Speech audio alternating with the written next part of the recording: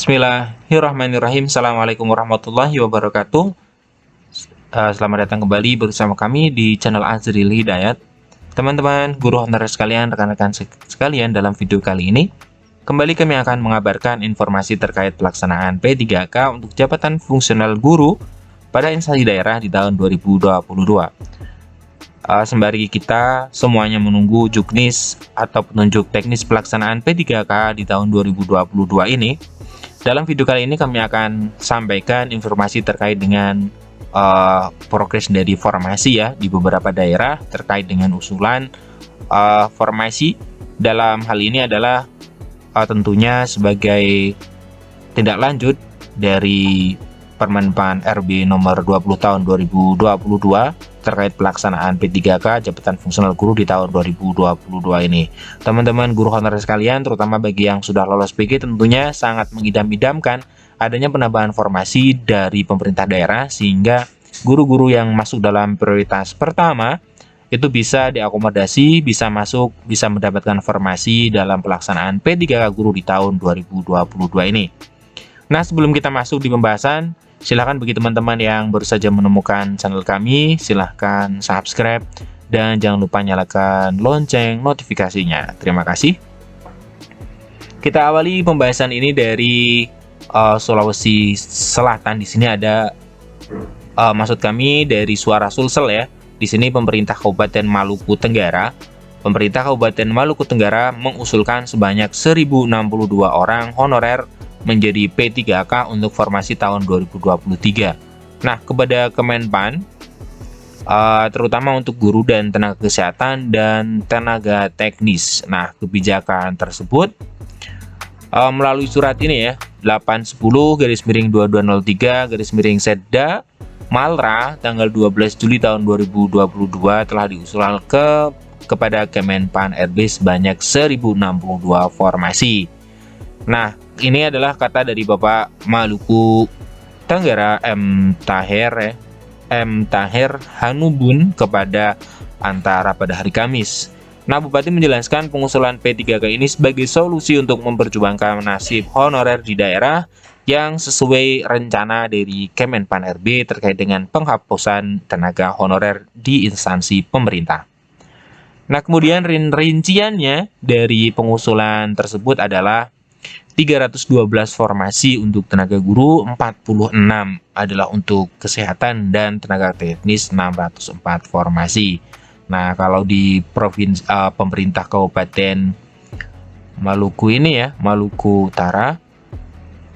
Tenggara maksud kami, ini justru didominasi oleh tenaga teknis.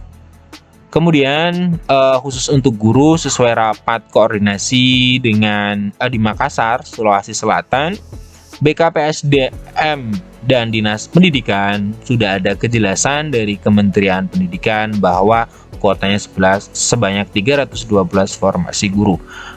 Menurut kami tidak masalah sebesar apa formasi guru di daerah tersebut, yang terpenting adalah bisa mengakomodasi ya dari guru-guru honorer yang ada di sana.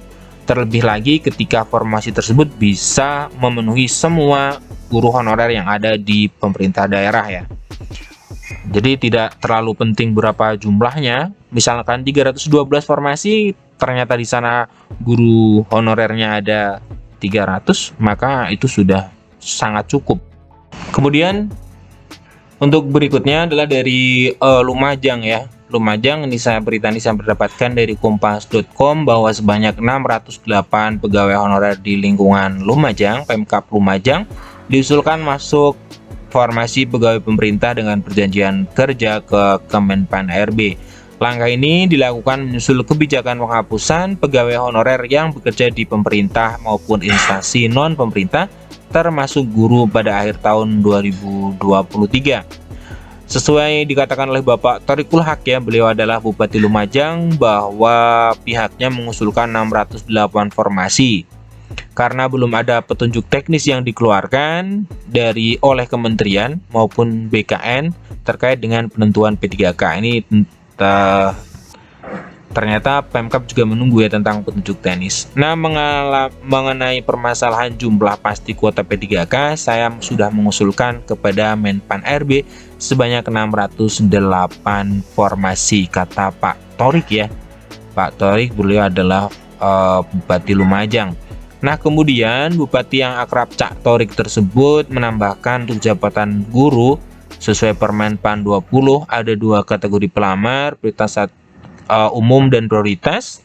Kemudian ini cuma menjelaskan tentang Permenpan nomor 20 tahun 2022 ya. Nah, intinya adalah Pemkab Lumajang itu sudah mengusulkan formasi sebanyak 608 formasi pegawai honorer yang nantinya akan diangkat menjadi P3K ya. Ini informasi yang kedua dari Pemkab Lumajang. Nah, kemudian dari Pemkot ya, salah satu pemerintah kota di sini adalah Kota Padang, di mana di Kota Padang, justru di sini di Kota Padang mereka terkatung-katung ya bahwa di sana ada 1.226 guru yang sudah lolos passing grade di Pemkab Padang, namun tidak ada pengajuan formasi dari pemerintah Padang ini. Tentunya bisa menjadikan ini ya, teman-teman yang sudah lolos passing grade ini merasa khawatir ya, was-was ya, karena memang ternyata dari Pemkab tidak mengusulkan formasi, padahal cukup banyak, ada 1.000 ya. Nah, lebih jauh dikatakan oleh Arfian tidak diajukan formasi tersebut dikarenakan adanya miskomunikasi. Lagi-lagi masalah klasikal ya, adanya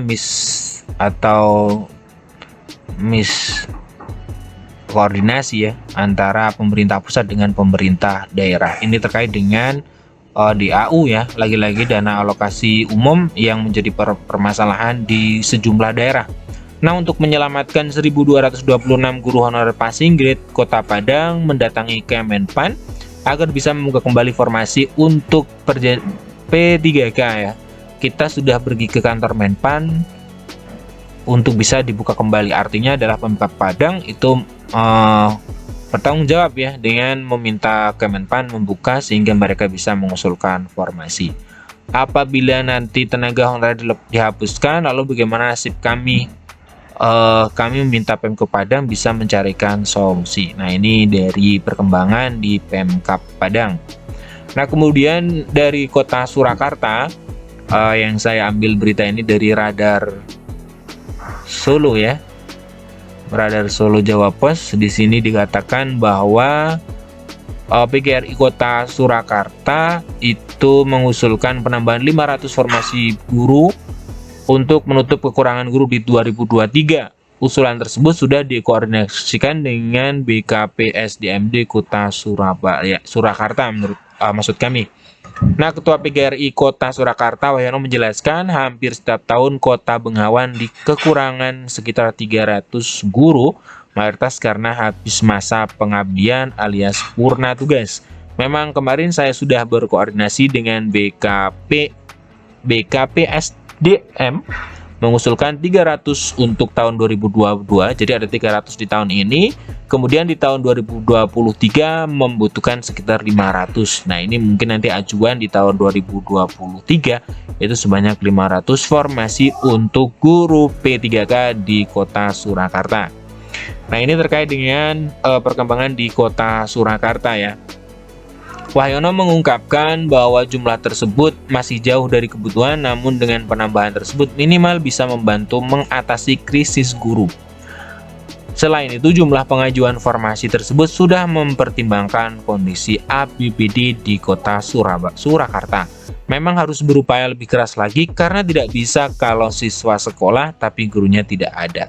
Nah, ini dari Solo ya, Surakarta, bahwa akan ada 300 formasi di tahun ini dan 500 pengajuan di tahun 2023. Nah, kemudian ini terkait dengan berita di jpnn.com terkait dengan kalangan guru honorer yang sudah lolos PG yang galau, mereka bingung apakah masuk dalam pendataan ataukah tidak. karena tidak ada sumber pembiayaannya berbeda-beda. Kami coba bacakan, misalnya honorer non-guru digaji dari pos belanja barang dan jasa kalau di sekolah guru honorer maupun tenaga kependidikan digaji dari dana bantuan operasional sekolah maupun komite. Nah, ini langsung ditindaklanjuti oleh Bapak Deputi ya, Sinka BKN Mbak Suharmen, bahwa patokannya adalah SE Menpan yang terbit tertanggal 22 Juli ya.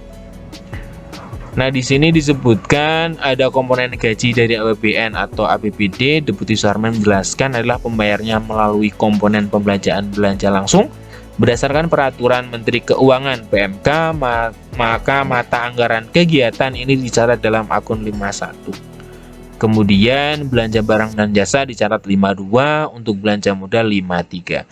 Jadi bisa dilihat dari mata anggarannya, kalau masuk dalam akun 51 berarti bisa masuk pendataan. Sebaliknya, ketika masuk akun 52 atau 53 maka tidak bisa masuk di pendataan. Nah, yang menurut kami menjadi polemik adalah kemudian apakah mereka guru yang sudah lolos passing grade ya, yang sudah masuk atau sudah mendapatkan passing grade di tahun lalu, tahun 2021, ketika kode penggajiannya 5253, apakah kemudian masuk dalam pendataan ini? Ini kan yang masih menjadi pertanyaan besar bagi guru-guru yang sudah lolos passing grade. Nah, nanti kita lihat saja untuk perkembangan lebih lanjutnya, karena pelaksanaan P3K tahun 2022 juga belum menunjukkan akan terbitnya dari petunjuk teknisnya. Nanti teman-teman silahkan pantau terus dalam channel kami. Insya Allah kami akan kabarkan informasi terbaru terkait dengan pelaksanaan P3K ini. Terima kasih telah menyimak, telah meluangkan waktu. Kami akhiri. Assalamualaikum warahmatullahi wabarakatuh.